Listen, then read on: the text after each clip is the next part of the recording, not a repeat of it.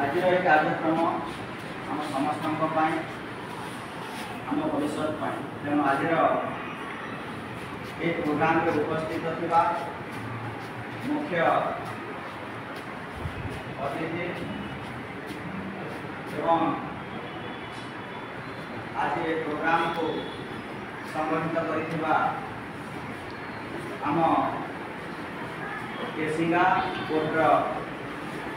Judicial magistrate first class Kesinga आम गणर उपस्थित अच्छा मिस्टर धनंजय नायक साहब आम समस्ते स्वागत जनाइबा करताले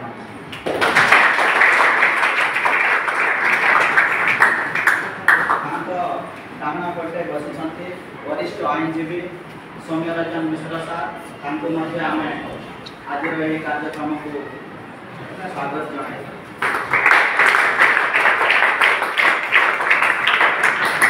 सहित आम स्वागत जनाऊा आम विद्यालय वरिष्ठ शिक्षक तथा अतिरिक्त प्रधान शिक्षक श्रीयुक्त हेमंत सार महोदय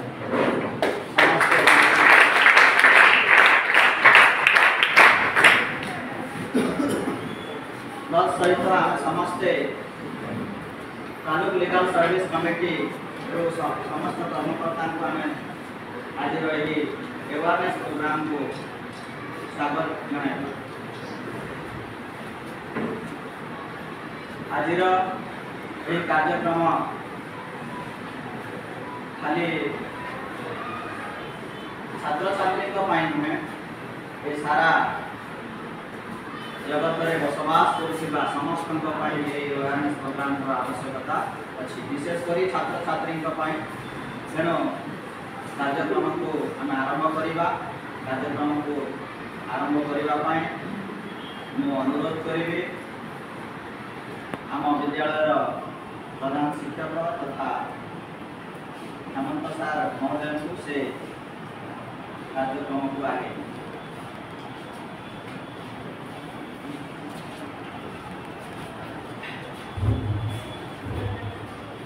धन्यवाद सर।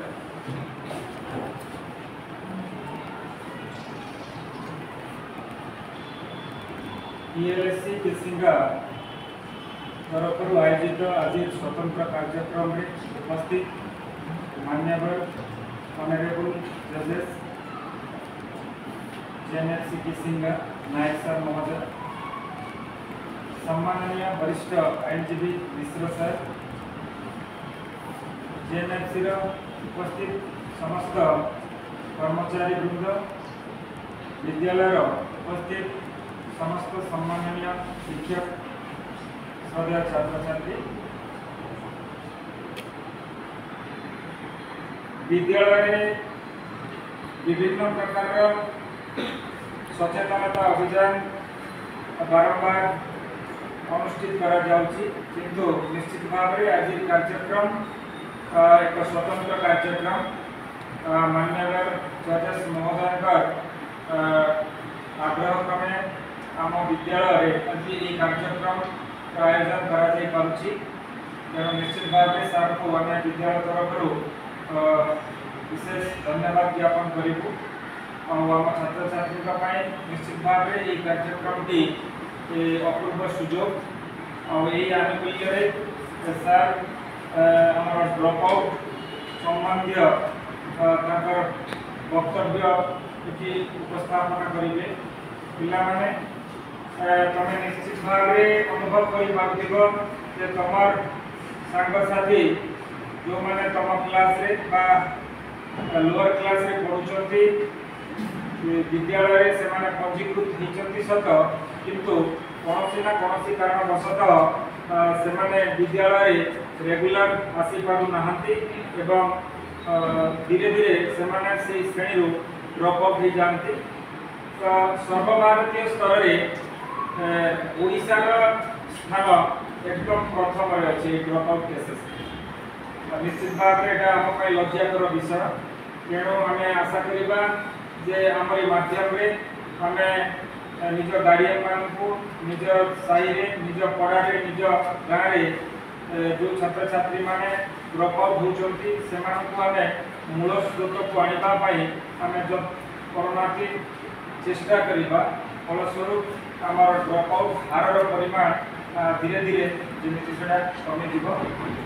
दी प्रकार उडाला ड्रॉप आउट आउडाला आमर रोची आउट ऑफ स्कूल स्टूडेंट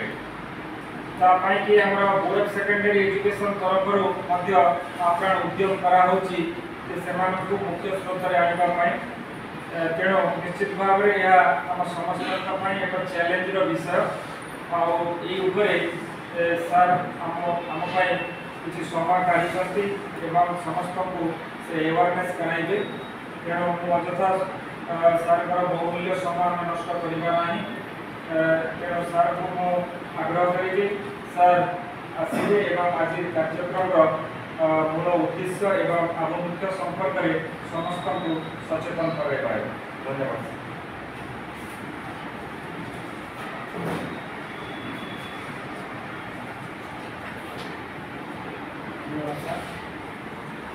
आज पुणी टीआरसी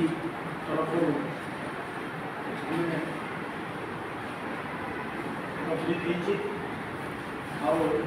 जमी सार कहले आज आभिमुख्य कोर्ट तरफ कौन पर आसिक समय नष्ट करुँ से संबंध में जानवा पूर्व आज आम एकत्रित हो पारे कि शुणा कि शुणा ये संबंध में सार जमी कहते जे ड्रॉप आउट स्टूडेंट पाने तुम निहाती जानी तुम प्रथम क्लास रे पढ़ुल प्राय 100-150 खंडे पिला से आडमिशन होता और पाठ पढ़े किंतु आज आसिक तुम 10वीं श्रेणी उपनीत है बोधे से बहुत पिला आज स्कूल आसुना कि आसवा चाहूना कि कौन कारणवशत से स्कूल आसवा सक्षम नुह तेणु आज जो अभिनव प्रयास कोर्ट तरफ मजिस्ट्रेट आसी कोर्ट तरफ कमिटी गठन होती जनईदेवा लगी जे से जो पिला माने आज तुम पाखे उपस्थित नहांती कौन कारणवशत आसीपारी ना कि आसवा चाहूना तार कारण कौन आ कौन सुविधा करागले कौन कौन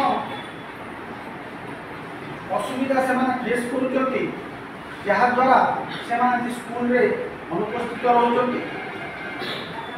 डेली स्कूल को आसवा उचित मन करना पाठ पढ़ा इच्छा ना साल जमी कहते मूल स्रोत में रही से कौन कारणवशत से चाहूना तेणु आज मुझे सार कहले जे 27-30% पिला आम भारत में वर्तमान ड्रॉप आउट श्रेणी अंतर्भुक्त इले प्रथम जान कि ड्रॉप आउट बोले कौन ड्रॉप आउट हूँ कि तुम प्रथम श्रेणी जो स्ट्रेंथ थिला तुम स्कूल तुम क्लास तुमरी क्लास पिला माने तो धीरे धीरे बढ़ी बढ़ी के आज 10वीं श्रेणी पर्यंत पढ़ी कि बहुत पिला आसुना से न आसबार कारण हूँ निजक पाठ पढ़ा पाठ पढ़ाटा बोधे सबुठ कष्ट काम बोली भावती किंतु पाठ पढ़ी सारे तार जो श्रेय स्कूल निये निजे छात्र छात्री निजे अभिभावक नियंती से श्रेय बोले से चाहूना कौन कारणवशत से आज अनुपस्थित अच्छा तेणु कारण गुड़िक है कौन सांगसाथी गोड़े पड़ी से वेबार्ड हो जाती कि बापा माँ लालन पालन किसी असुविधा से आज आसीपारना कि दारिद्र पवर्टीर शिकार भी होती तेणु आसीपारना कि आनुषंगिक घर प्रोत्साहन बापा माँ से चेष्टा करूना चेष्टा कर विफल होती ଯେ ତାଙ୍କ ପିଲା ସ୍କୁଲକୁ ଯାଆନ୍ତୁ, କିଛି ପରିମାଣର ପାଠ ପଢ଼ନ୍ତୁ। ଆମେ ସମସ୍ତେ ଜାଣିଛେ ଆମର ଯେଉଁ ନିୟମ କାନୁନ ରହିଛି ଏଜୁକେସନ୍ ଫର୍ ଅଲ୍, ଏଇଟା ଆମକୁ ଗୋଟେ ଆମର ଅଧିକାର ଭିତରେ ଯାଉଛି, ଆମର ଫଣ୍ଡାମେଣ୍ଟାଲ ରାଇଟ୍ସ। ଆମେ ପ୍ରତ୍ୟେକ ପିଲା ପାଠ ପଢ଼ିବା, ସରକାର ରେଟ୍ ଟେବୁଲ ଫ୍ୟାନ୍ ବିଲ୍ଡିଂ ସବୁ ଯୋଗାଇ ଦେଉଛି। ଆଉ ଆମକୁ ସାକ୍ଷର ହେବା ପାଇଁ ପାଠ ଦୁଇ ଅକ୍ଷର ପଢ଼ିଥିବା, ପାଠ ଦୁଇ ଅକ୍ଷର ପଢ଼ିଥିଲେ ଆମେ ଆମର ଆଗ ପଛ ଭବିଷ୍ୟତ କେବେ ବି ହେଲେ ଅନ୍ଧାରରେ ରହିବନି ବା ଆମେ ଅଜ୍ଞାନ ରହିବାନି। ଆମେ ସବୁବେଳେ ନିଜକୁ ଆଗ ପଛ ବିଚାର କରି ଚାଲିବା, ଭଲ ମନ୍ଦ ବିଚାର କରିପାରିବା, ଭୁଲ ଠିକ ବିଚାର କରିପାରିବା। ଏହି ପରିପ୍ରେକ୍ଷୀରେ ସରକାର ହଉ କି ଆମ ବାପା ମା ହଉ କି ଆମ ଶିକ୍ଷକ ହୁଅନ୍ତୁ, ଆମକୁ ସବୁବେଳେ ପାଠ ପଢ଼ିବାକୁ,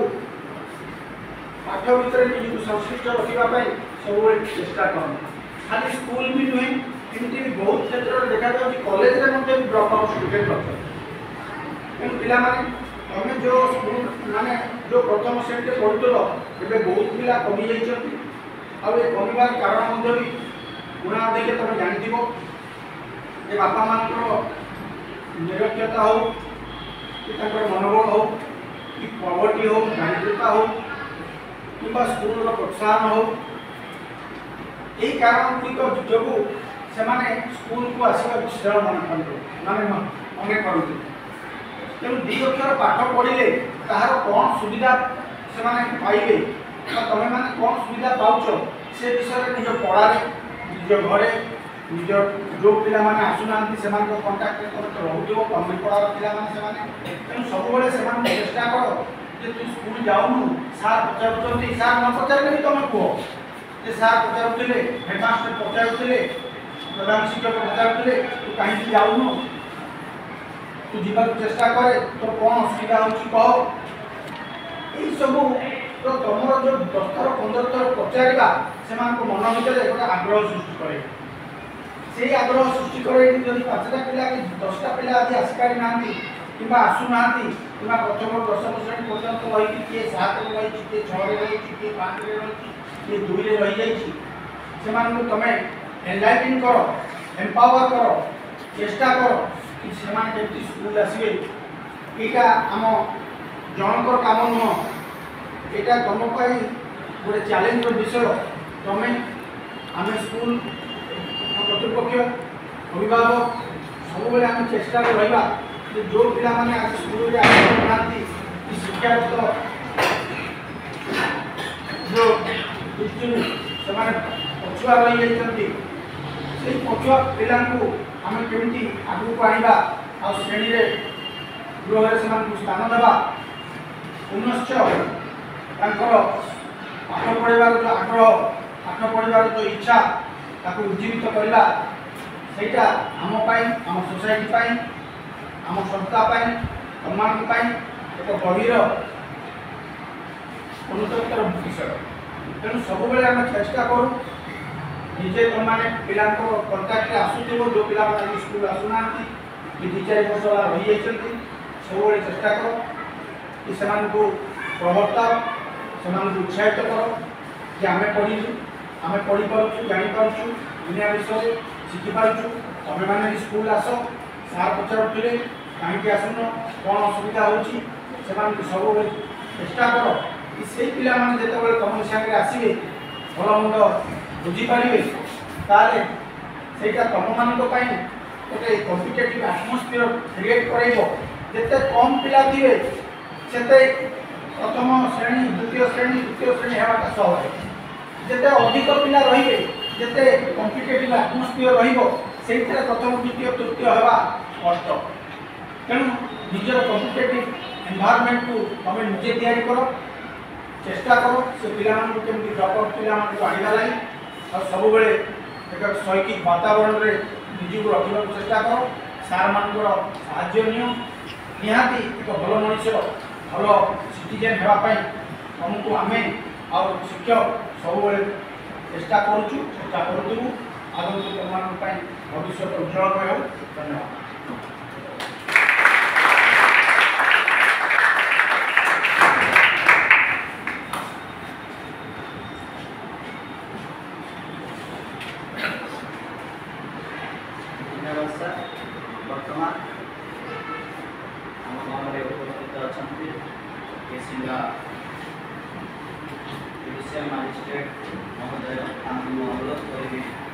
ଆଜିର ଏ କାର୍ଯ୍ୟକ୍ରମର ଉଦ୍ଦେଶ୍ୟ ଆମ ସମସ୍ତ ଛାତ୍ରଛାତ୍ରୀ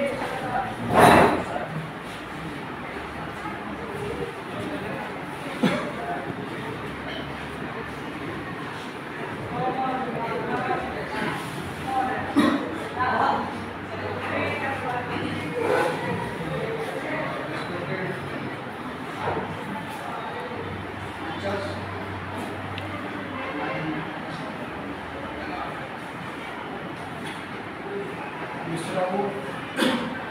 ଆଉ ମୋ ସମସ୍ତ ସ୍ନେହର ପିଲାମାନେ ଆଜି ସମସ୍ତଙ୍କର ଯାହା କମିଶନ ଭିତରେ ପ୍ରୋଗ୍ରାମ ଆୟୋଜନ କରିଥିବାରୁ ଆମର ଶିକ୍ଷକ ମହୋଦୟଙ୍କୁ ଆପଣ ଧନ୍ୟବାଦ ମାନେ ସବୁ ଉପସ୍ଥିତ ଅଛ କ'ଣ ପାଇଁ ଆଜି ପ୍ରୋଗ୍ରାମ ଡକାଯାଇଛି ତା ବିଷୟରେ ତୁମେ ନିଶ୍ଚୟ ସୂଚନା ପାଇବନି କ'ଣ ପାଇଁ ଡକାଯାଇଛି ଯେଉଁ ଆମର ଆୱାରନେସ୍ ପ୍ରୋଗ୍ରାମ କ'ଣ ପାଇଁ ହେଇଛି କିଏ କହିପାରିବେ କ'ଣ ଉଦ୍ଦେଶ୍ୟ ବୁଝିଲ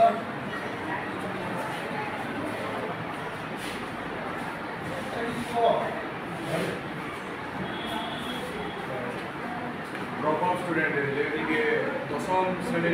छाड़ी बोलते बहुत छात्र मैंने आसुना कि पाठ पढ़ा इच्छा करूना से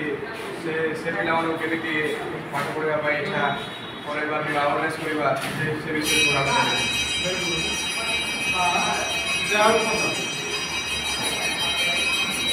ଆମର କେବଳ ଦଶମ ନୁହଁ ପ୍ରଥମରୁ ଦଶମ ଶ୍ରେଣୀ ପର୍ଯ୍ୟନ୍ତ ପିଲା ଯେଉଁମାନେ ଆରମ୍ଭରୁ ଆଡ଼ମିସନ କରିଛନ୍ତି ଅଥଚ ମଝିରୁ କ୍ଲାସ୍ ଛାଡ଼ି ପଢ଼ୁଛନ୍ତି ଆଉ ସ୍କୁଲ ଆସୁନାହାନ୍ତି ତାଙ୍କର ପୁରା କୋର୍ସ କମ୍ପ୍ଲିଟ୍ ନ କରିବା ପର୍ଯ୍ୟନ୍ତ କରିକି ଯେତେବେଳେ ଅଧାରୁ ପାଠପଢ଼ା ଛାଡ଼ୁଛନ୍ତି ସେଇମାନଙ୍କୁ କୁହାଯାଏ ଡ୍ରପଆଉଟ୍ ଷ୍ଟୁଡେଣ୍ଟ। ଧରନ୍ତୁ ଆପଣ ମିଶ୍ରବାବୁ କହୁଥିଲେ ଆପଣ 100 ପିଲା ଆଡ଼ମିସନ କରିଛନ୍ତି ପ୍ରଥମରେ ଦ୍ୱିତୀୟ ଦଳରେ ସବୁ ହେଇଯାଇଛି ଏ 30 ପିଲା କୁଆଡ଼େ ଗଲେ କାହିଁକି ଆସିଲେ ନାହିଁ ବୁଝିଲା। ଆଚ୍ଛା ତମେମାନେ ଜାଣିଛ ଶିକ୍ଷା ହେଉଛି ଆମର ଗୋଟେ ମୌଳିକ ଅଧିକାର ଯେଉଁଟା ଫଣ୍ଡାମେଣ୍ଟାଲ ରାଇଟ୍ସର ଆର୍ଟିକଲ 21A ଶିକ୍ଷାକୁ ଆମର ଗୋଟେ ମୌଳିକ ଅଧିକାର ଭାବରେ ଗ୍ରହଣ କରାଯାଏ। ତାମାନେ ପ୍ରତ୍ୟେକ 6 ରୁ 14 ବର୍ଷର ପିଲାମାନେ ଶିକ୍ଷା ପାଇବାର ଅଧିକାର ଅଛି ଆଉ ସେଇ ଅଧିକାରରୁ ତାଙ୍କୁ କେହି ବି ବଞ୍ଚିତ କରିପାରିବେ ନାହିଁ ବୁଝିପାରିଲ। ମୁକ୍ତ ଶିକ୍ଷା ଅର୍ଥାତ୍ ଫ୍ରି ଏଜୁକେସନ୍ 6 ରୁ 14 ବର୍ଷ ପିଲାମାନଙ୍କୁ ଫ୍ରି ଏଜୁକେସନ୍ ଦିଆଯିବାର ବ୍ୟବସ୍ଥା କରାଯାଇଛି। ରାଇଟ୍ ଟୁ ଫ୍ରି ଏଜୁକେସନ୍ ଆକ୍ଟରେ ଏହା ବ୍ୟବସ୍ଥା ରହିଛି ଯେ ସମସ୍ତ ପିଲା ସେ ପୁଅ ହଉ କି ଝିଅ ହଉ ଧନୀ ହଉ କି ଗରିବ ହଉ ସେଥିରେ କିଛି ଡିଫରେନ୍ସ ନାହିଁ 6 ରୁ 14 ବର୍ଷ ପିଲାମାନଙ୍କୁ ସମସ୍ତଙ୍କୁ ମୁକ୍ତ ଅବାଧ ଶିକ୍ଷା ଦିଆଯିବ। ପ୍ରତ୍ୟେକ ସ୍କୁଲରେ ମାଗଣାରେ ଶିକ୍ଷାଦାନ ଦିଆଯିବ। ଏଭଳି ସବୁ ବ୍ୟବସ୍ଥା କରାଯାଇଛି। ସେଥିରେ ବି ସମସ୍ତ ସୁବିଧା ଗଭର୍ଣ୍ଣମେଣ୍ଟ ତରଫରୁ ବ୍ୟବସ୍ଥା କରାଯାଇଛି। ଆପଣମାନଙ୍କର ଶିକ୍ଷକମାନେ ବହୁତ ଚେଷ୍ଟା କରୁଛନ୍ତି କିନ୍ତୁ ତଥାପି କ'ଣ ହେଉଛି ନା ଆମ ଓଡ଼ିଶାରେ ଅନେକ ପିଲା ଅଛନ୍ତି ଯେଉଁମାନେ ଅଧାରୁ ପାଠପଢ଼ା ଛାଡ଼ୁଛନ୍ତି ବୁଝିପାରିଲ। ଅଧାରୁ ପାଠପଢ଼ା ଛାଡ଼ୁଥିବା ପିଲାଙ୍କ ସଂଖ୍ୟା ଆମ ଓଡ଼ିଶାରେ ବହୁତ ବିହାର ପରେ ଆମ ଓଡ଼ିଶା ଦ୍ୱିତୀୟ ପାଏ ଅଛି। ତେଣୁ ଏମାନଙ୍କୁ କେମିତି ପୁନର୍ବାର ଆଣିକି ସ୍କୁଲରେ ପାଠ ପଢ଼େଇବା ଆଜିର ସେଇ ପ୍ରୋଗ୍ରାମଟା ଆୱାରନେସ୍ ପ୍ରୋଗ୍ରାମ କରିବାର ରହୁଛି। ଯେଉଁ ତମ ସାଙ୍ଗସାଥିମାନେ ସ୍କୁଲରୁ ଅଧାରୁ ପାଠ ପଢ଼ିଛନ୍ତି ସପ୍ତାହ ପଢ଼ୁଥିଲେ 2 ମାସ ଆସିଲେ ବସୁଥିଲେ 2 ମାସ ଆସିଲେ 3 ମାସ ଆସିଲେ ତାପରେ ଆଉ ଆସୁନାହାନ୍ତି ସେମାନେ କାହିଁକି ଆସୁନାହାନ୍ତି ତାଙ୍କର ପ୍ରୋବ୍ଲେମଟା କ'ଣ ସେ ବିଷୟରେ ବୁଝେଇକି ସେମାନଙ୍କୁ ପୁନର୍ବାର ସ୍କୁଲକୁ ଆଣିବା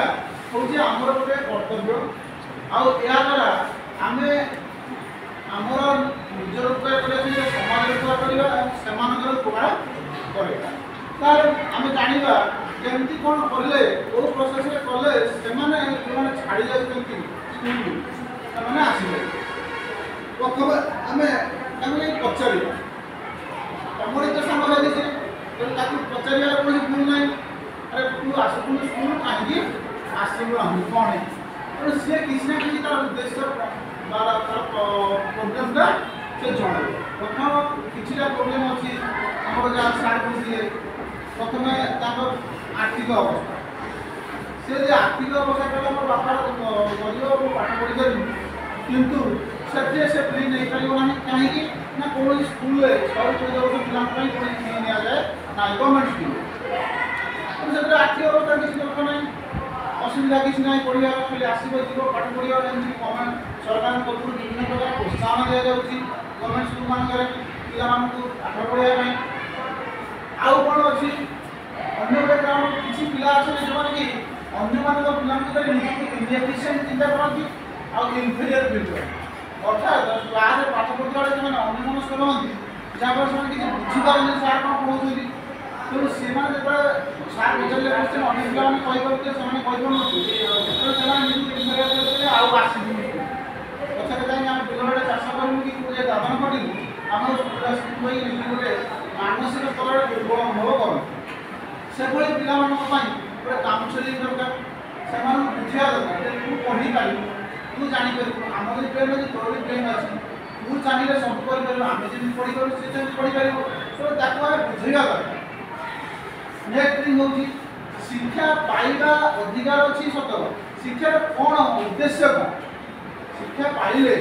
आम कौनटा लाभ पाइबा से विषय बुझा दरकार जो बापा माँ मैंने निजर पिला पढ़े छुआ नहीं कौन कम लगे से बापा माँ डाक आम स्कूल बुझा पड़ो तुम कहीं पिला पाठ न पढ़े ये कम कर जहाँकि पिला कम करने बहुत समय पड़ी पाठ पढ़ार समय गोटे निर्दिष्ट अच्छे निर्दिष्ट समय चलीगला आम पिला पाठ पढ़ी पार पिला जेकोसी कमटे कराई पार कितु पाठ हाँ कम पाठ पढ़ी से बिल चाष कले किसी दुख ना कहीं समझे पाठुआ पिला जो बिल चाष कर पाठ पढ़ी जब बिल चाष कला तो सी चाष डेभलप करे कहीं से टेक्नोलोजी इम्प्लीमेंट कर जान से विभिन्न प्रकार उपाय भल आगू बढ़ापी से चेष्टा कर पारंपरिक चाष प्रणाली व्यतीत सी टेक्नोलोजी यूटिलाइज कर बुझे शिक्षा सब जिन आवश्यकता हुए ए विषय आम सचेतन करवा बाप माँ गार्डियन कहीं स्कूल को पिला छाड़ना बुझे कौन प्रेसराइज नक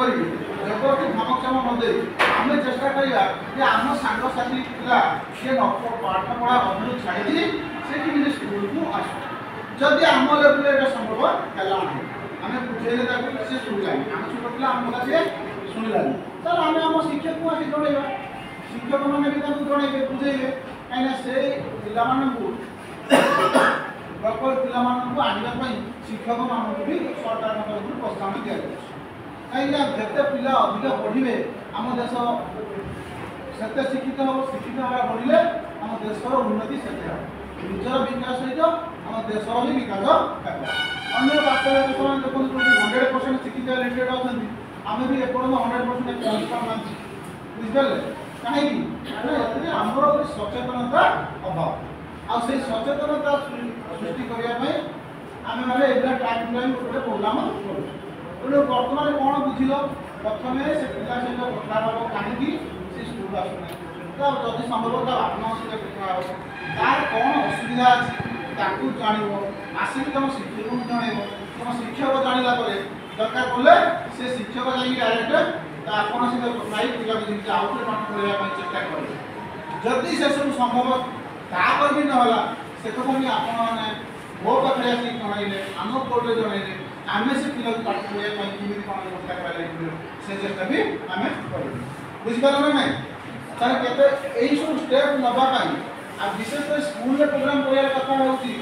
कहीं तुम ही सांगसाथी माने ही अध्ययन पाठ पढ़ा छाड़ तुम्हें जी पिला पाठ पढ़ुच सब पिला प्रथम जी 10th जी नवम से कहीं ना अन्य पिला कौन प्रोब्लेम फेस कले जो आम सागर आसुले पढ़ाई कहीं पढ़े ना यहीटा हूँ उद्देश्य तुम्हें चाहिए से आगे ये गोटे हूँ कथा कहीं तुम्हें मैंने ही देशर भविष्य आ तुम सांग जो भविष्य सी जब सपोज आज पाठ न पढ़ा पाठ न पढ़ी पूरा गोटे मानने कौन गोटे आर्टिफिशियल काम कला से तुम कौन क्षति नुह देशर क्षति हे तुम क्षति हे समस्त क्षति ता भविष्य भी नष्ट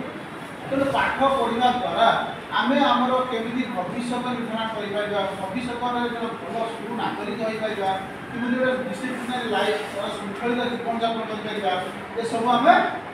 शिक्षा दरकार पाठ पढ़िले सिना सब जानिबा शिक्षा जानिले प्रथम तो आमे आमर कर्तव्य विषय जानिपारिबा अधिकार विषय जानिपारिबा आमे पाठ पढ़िले सब जानिबा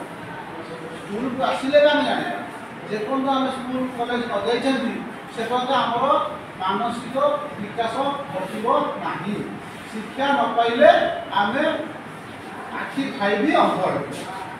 ये सब कथा आम बुझेगा तापर आउ किसी वॉलंटरी ऑर्गेनाइजेशन जी सब अच्छा सोसाइटी काम कर भी ट्राए करेंगे है चेष्टा कर लेवल केमती पिला पिला पुनः स्कूल पहुँचे पार यहाँ हूँ आम आज विषय वस्तु बुझिपाल तेणु निज निज चेष्टा कर निज सांगसाथी जो किए अच्छा कहीं पाठ न पढ़ी छाड़ी से चेष्टा कर स्कूल को आने जदि तुम चेष्टा कर न पार निज शिक्षक सहायता नि आमर सहायता नि तुम गाँव कि एरिया जो वॉलंटरी ऑर्गेनाइजेशन किसी अच्छा से कह कई पिला करना किए जाए होटेल किए कम कर किए जाए फैसिलिटी कम कर आनिकी पाठ पढ़ार व्यवस्था करवा बुझिपाल तो आज उद्देश्यटा कौन आम प्रोग्राम आउ शिक्षा शिक्षा हूँ आम मौलिक अधिकार बोली कहली अच्छा शिक्षा पाइले कौन हुए शिक्षा विषय तुम सब जान कहीं आम पाठ पढ़ा आउ कौन दरकार आम पाठ पढ़ा है यही मध्यम तुम मान गोटे खुशी गोटे छोट मोरा स्टोरी कहूँ शिक्षार उद्देश्यटा कौन शुण है गोटे गाँव में गोटे बाप पुओ दी जन थे पुओटा 13 वर्ष ताकू कम 7-8 वर्ष गोटे बापर प्रोफेशन था से सब चोरी कर कौन कर गाँ सारा मिसिक सब जो भी जहाँ हुए से छोट मोट चोरी कर घरे आउ पुओ को स्कूल जमा छाड़ा कहीं पुओ जो कहे कि बापा मुझे स्कूल में पाठ पढ़ाई अन्य मो सांगसाथी मैंने जाऊँ सी कहे ना माने पाठ पढ़ी जाओ चोरी कर पाठ पढ़ले आओ चोरी कर मुझे गोटे छोट चोर मुझे चाहूँ गोटे बड़ चोर करा भविष्य में मुझे गोटे बड़ चोर करी जोटा कि बेसी बेसी कौन चोरी कर तेणु तू पाठ पढ़ा दरकार पिलाटा खाली मन करे कौन कर बाप तो छाड़ूनी क्यों तार बहुत पाठ पढ़ाई इंटरेस्ट थाए बाप तार रात चोरी कर जाए सकाल आसी शुए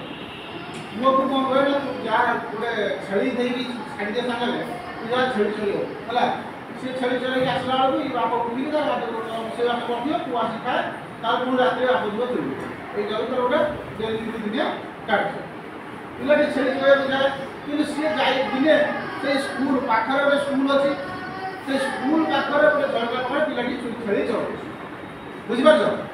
से समय टीचर पिला पढ़ाऊँ अरे पिला तुम सब भल मनीष हो जीवन के मिछ कहबनी आम जहाँ जब लुचई छपी किसी खराब कम करुच अन्य कहीं देखु न देखु ईश्वर देखुं से शिक्षक पिला बुझाऊँ कौन बुझाऊँ आम जहाँ किसी करमर कम को ईश्वर देखुं तेणु तुम केवे चाहिए भावनी जे मुझे लुचई किसी चोरी कर माने कॉपी करके पास करी जहाँपर तो साथ देखिपारे तेणु मुझे पास कर कि से कमटा आम जहाँ कर सब ईश्वर देखते पिलाटा कानार यही शिक्षक ये पदे कथा कहला आम जहाँ कहते जो कम भी कर ईश्वर देखुं से तार मन मन शुणिला मन मन यहाँ पुणी घर ता परदिन तार बापा कहला अरे बाबा शुण गोटे काम कर सी अमुक माड़ी घरे गोटे जमीदार गोटे बगीचा अच्छी से बगीचा बहुत नड़िया गछ अच्छी से नड़िया सी माड़ीटा सब जगुची दुईटा रू 3टा से जाऊला खाया से समय से आम जीवा कहीं नड़िया तार गचरू मुझे तले रही मुझे गच उपरू चढ़ी मुझे बही पकई तोर बेग पुरी वो बाप कदा नुह माइल हाँ मारा से प्लान अनुसार जो 2टा बेले माड़ी जगुला माड़ी पड़ेगा एम बाड़ भांगी बाप को बस बाप कल गड़िया सब चढ़ा पुओ तले अच्छी जो बाप नड़िया तोड़िया आरंभ कर पुओर से मन पड़ा सार कथा आम जहाँ कहते सब ईश्वर देखुँ तार कौन भावी कपूर बनैला अनिशा कह बापा बापा बापा रही रही कौन ना सी देखुं बाप लड़की किए कपूर बनैला किए देखुं ना ईश्वर देखुं कहीं ईश्वर के हाँ बापा ईश्वर देखा देखुं बाप जोटा बारंबार कहला बापा तुम जोटा कर ईश्वर देखुं से देखुं लोक देखुं ताकू से माने भगवान दृष्टि अचल है कहीं कृष्ण अंतर में भगवान का सब तेणु से सरल निष्पाप हो देखा बाप और किसी न कर भय फल तर्क नहीं बुले आ बढ़िया नको कौन ये देखू बापा देखो अरे तुम सीना लुचि माई मधुर बची हो तुम सीना से जमीदार मधुर बची हो कि तुम जो चोरी कामटा कर सब ईश्वर देखुं आ सी तार हिसाब रखुच कथा किए कहला ये कथा कौन जानू तो बापा सत कहते डरी कहला बापा काली जाइए चोरी चोरिया कौटी स्कूल का चलते शिक्षक ये कथा कहते तेणु मुझे जानी जहाँ कर ईश्वर कर बाप को वीरना कपूर बनला कौन देखाला भगवान जी बाप कांदी पकेला अरे आज तुम आखि बंद देलु सत कथा कहूँ जे मुझे सीना करूँ अन्य चोरी चोरी कर मोर कर्म को सब ईश्वर देखुं बुझीपार ना ना तेणु से फेरी आसला कहला आजिकल मुझे चोरी कम करी भल कम कर पशि आ तू जो गोटे मात्र पद कथार शिक्षक तू आज मो लाइफ चेंज करदेलु तेणु से स्कूल को मतलब सबुदिन छाड़ी बुझीपार ना ना से पिलाटी आसला स्कूल आ बाप चोरी धरा छाड़ी भल धंदा मनोरंजन कला ये बुझल तो सामान्य पदे शिक्षा केते बड़ लाइफ चेंज है हुए तो ये कथा तुमको थोड़ी लगुए कि शिक्षा द्वारा ही एमती आमर अनेक परिवर्तन हो पार बुझिपार आम मानसिक विकास सहित बौद्धिक विकास सबकि आम अग्रणी कर तेणु तुम मान विशेष अनुरोध निज निज अंचल सांग साथी भाई भूमि जो मैंने पाठ पढ़ा अठार छाड़ी जेकोसी लाभ से सहित कथा हो से बापा माँ सहित कथा हो निज शिक्षक से जना विभिन्न उपाय चेष्टा कर से पुणी थे आम स्कूल मानक पाठ पढ़ा यह ही मोर आज उद्देश्य जहाँ समस्त शुणुथिलु समस्त धन्यवाद।